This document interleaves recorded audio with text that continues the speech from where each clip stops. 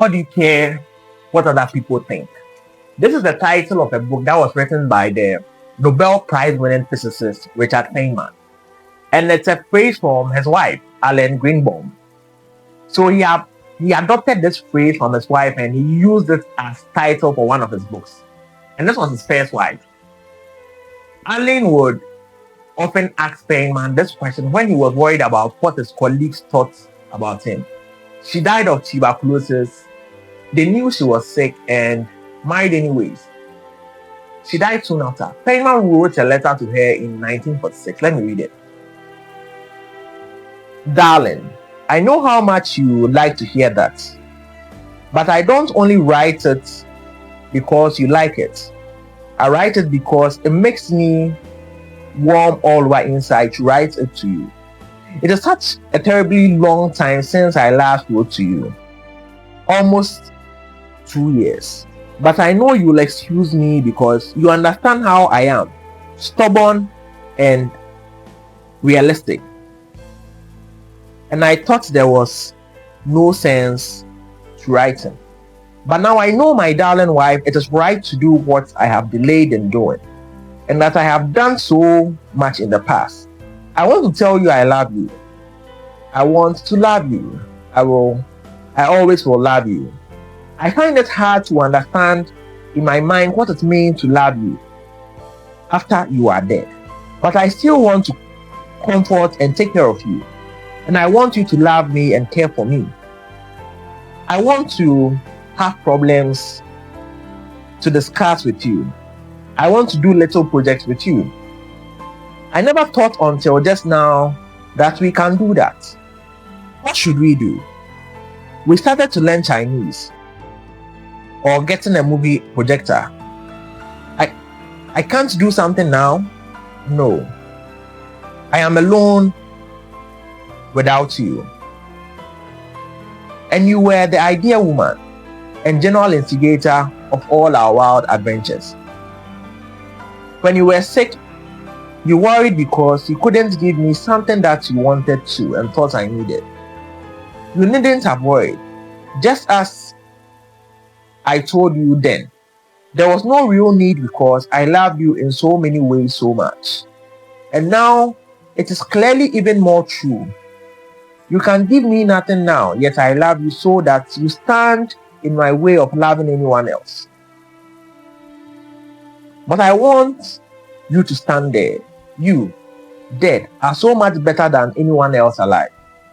I know you will assure me that I am foolish and that you want me to have full happiness and don't want to be in my way. I'll bet you are surprised that I don't even have a girlfriend, except you, sweetheart, after 2 years. But you can't help it, darling. Nor can I. I don't understand it. For I have met many girls and very nice ones, and I don't want to remain alone, but in 2 or 3 meetings, they all seem ashes. You only are left to me. You are real. My heavenly wife, I do adore you. I love my wife. My wife is dead. This is the most touching love letter I've ever read. She had such a profound impact on Feyman. Feyman decided to embrace his iconoclasm. It's strange I'm talking about Richard Feyman so much. When I started out with this video essay, the goal wasn't to talk about him. But Feyman showed he didn't care what other people thought of him. During the Manhattan Project, Feyman worked with Niels Bohr and Bohr's son. Feyman would fiercely critique Niels Bohr's work. As time went on, when Bohr needed someone to review his work, he would let them call Feyman. Feyman had no official position. He was young. He was basically an afterthought. So why would Niels Bohr, a celebrity and Nobel Prize winner, be interested in what Feyman thought? It's because everyone deferred to him. Niels Bohr. They didn't want to criticize him. They all wanted to be in his good books. But Feyman didn't care. Niels Bohr, on the other hand, cared about Feynman's thoughts because he wanted to do great work. And he knew Feyman would tell him the truth. Niels Bohr wasn't interested in sycophants. I've seen people worry so much about what other people think. There's one example that comes to mind. I see people who walk through the sun, who have umbrellas in their bags, but they feel like walking about in the sun, especially in Ghana, is cringe. You don't carry an umbrella over your head when it's not raining, so they'll rather let the sun scorch them. I believe sometimes you should go against the grain, so you psych your mind against contrived social conventions. When everyone is wearing white, sometimes you should just wear red. It harms no one. If you prepare your mind to be cringe, because you have to do that. You have to prepare your mind to be cringe, because doing anything new requires some cringiness.